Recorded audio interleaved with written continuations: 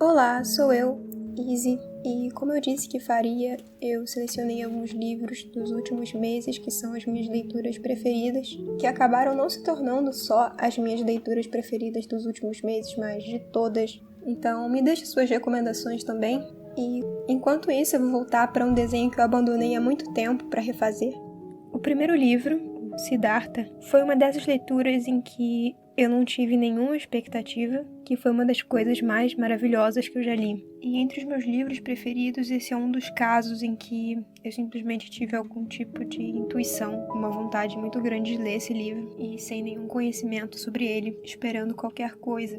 Pelo título, eu imaginava que fosse contar a história de Siddhartha Gautama, o Buda, mas não, a história foi inspirada na história de Buda, de uma certa forma. Então o personagem principal ele tem uma coisa parecida com o Buda, que faz parte da própria forma como Hermann Hesse faz uma crítica ao budismo, aqui e ali, que é bem interessante. E Buda também aparece na história como personagem. O livro não é um livro budista, né? Como eu disse, ele se faz até uma crítica ao budismo e não é nada muito explícito, não é nenhuma crítica geral, mas questionamentos assim do próprio personagem que são muito interessantes. Eu tanto desconhecia o livro que eu não sabia muito como localizar onde é que a história estava acontecendo. Sinceramente, eu pensei que podia muito bem ter sido escrito há 1000 anos, porque eu nunca antes tinha ouvido falar do Hermann Hesse. Só depois que eu fui ler e que eu fui pesquisar, ou seja, esperei até eu terminar o livro para poder pesquisar qualquer coisa sobre ele.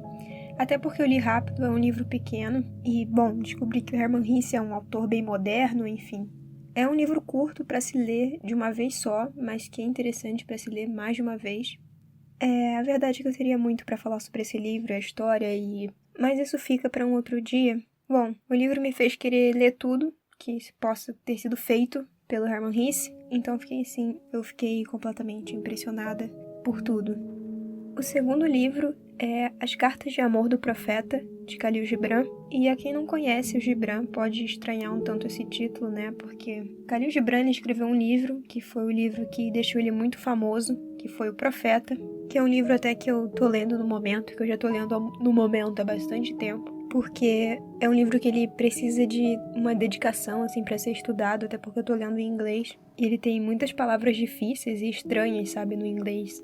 E palavras específicas sobre colheita e coisas assim que, enfim, coisas estranhas. Então é um livro que eu preciso me dedicar ainda para eu conseguir terminar ele. Por isso o livro se refere a ele, né, como o profeta, pelo personagem o profeta do livro. O livro ele é uma reunião de cartas pessoais, ele não é uma ficção. Esse que eu falo agora. E essas cartas elas foram escritas no início do século XX, que se torna um livro. Então são cartas pessoais de Khalil Gibran para Mary Haskell, que foi uma mulher que ele tinha uma relação muito forte, um tanto mais do que uma paixão ou algo comum, sabe, uma paixão. Ao mesmo tempo que não seria como uma paixão, poderia-se dizer que seria um amor de verdade, ele via simplesmente tudo que se poderia imaginar de maior para se ver em alguém. E cada página, ela é preciosa, sabe? Cada carta é maravilhosa. E esse livro eu guardo comigo, ele fica sempre por perto. Eu acho que eu não tenho nenhuma relação com nenhum outro livro como eu tenho com esse, de querer abrir ele em algum dia, em alguma carta aleatória, pra saber o que estava escrito nela, assim, como se fosse me dizer alguma coisa no momento ou algo assim. E por serem cartas, elas causam uma impressão de intimidade muito grande. Então, é muito emocionante, sabe? Pensar que são cartas de verdade que foram escritas naquele dia, de um dia tão distante no passado, cartas que foram trocadas por pessoas que esperavam muito por elas. Então, eu ousaria dizer, acima de tudo, que se você quer saber o que é o amor, você deve ler este livro. O terceiro livro é Jane Eyre, de Charlotte Brontë, ou Charlotte Brontë, não sei como se pronunciaria isso em português, né? Charlotte Brontë. Esse livro é uma das irmãs Brontë, e eu já me convenci que é uma boa ideia ler tudo que as irmãs Brontë já fizeram. Então, é a Charlotte, né, que escreveu Jane Eyre, a Emily, que escreveu O Morro dos Ventos Uivantes, e a Anne, a Inquilina de Wildfell Hall, que eu pretendo ler ainda. Esse também é um livro que eu teria muito para falar sobre ele, que está entre os meus preferidos. Esse foi o primeiro livro que eu li esse ano. Eu fiquei completamente apaixonada por ele, porque eu acho que nunca antes eu tinha me identificado tanto com uma personagem de ficção, de ter me envolvido tanto assim, sabe, com um personagem. E o livro, ele é de um gênero chamado romance de formação, que é um gênero que o tema dele é sobre o desenvolvimento de um personagem ao longo da sua vida. E bom, é isso, é a história de um personagem, e durante essa história, geralmente o personagem ele tem uma história trágica, ele tem algum dilema a ser superado. É um gênero que tem uma perspectiva muito íntima, sabe? Ele conta a história de uma forma muito íntima, e isso é algo que me chamou muita atenção nele, me chama muita atenção nesse gênero, no geral, que eu gosto muito de histórias que passam, sabe? Que se passam de uma forma mais pessoal, que explora, né, o drama de uma forma mais psicológica, sabe? E pessoal mesmo. Como se você estivesse ouvindo as confidências de uma pessoa quando narra a história. Eu nunca antes vi uma personagem que tivesse tantas características pessoais, sabe? Que fosse tão complexa. Eu geralmente, em livros de literatura, eu me interesso muito mais pela história do que pelos personagens. Os personagens nunca são tanto assim do meu interesse, porque, eu não sei, é difícil de se criar um personagem que não seja estereotipado demais.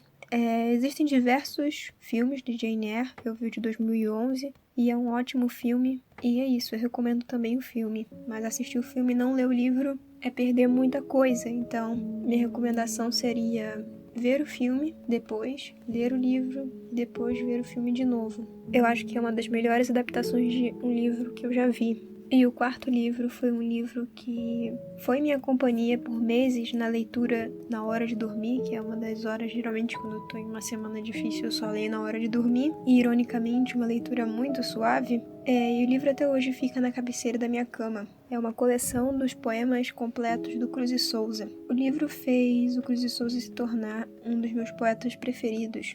Ele teve uma vida bastante triste. Ele morreu de tuberculose ainda jovem. E antes ainda de morrer, ele viu a morte dos filhos. A mulher dele também enlouqueceu, né? No processo. Então, todos morreram pela doença. Então, muitos dos seus poemas são bastante trágicos. E quando eu digo trágicos, eu não digo completamente negativos. Eu digo que você acompanha tanto os êxtases de esperança que ele tem e confiança de alguma libertação dos seus sofrimentos, e em outros você já percebe uma completa desgraça sem salvação. Então, os poemas dele sempre expressam esse confronto entre esperança e desilusão. Então, se você quer ver a mente de alguém perturbada e dividida pela fé diante da desgraça, então conheça Cruz e Souza. E justamente por isso meu livro preferido é o Últimos Sonetos. É porque eu percebo que é nesse livro, que é o seu último, que ele começa a desenvolver algum sentimento estranho de compreensão, de significado, e o trágico deixa de ser tão desesperado, sabe? Começa a ser um pouco até estoico, talvez. Talvez ele tenha desenvolvido algum sentimento de resignação sobre tudo,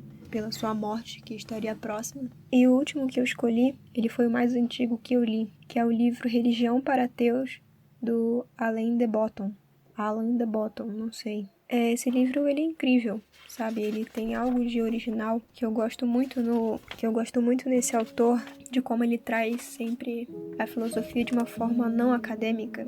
Enfim, ele é o cara, né, daquele canal do School of Life, que é muito famoso. E é isso, nesse livro ele traz de uma forma bem mais aprofundada algumas questões que ele já trouxe nos vídeos. A grande questão em torno do livro é uma frase que vou ler aqui que resume tudo muito bem.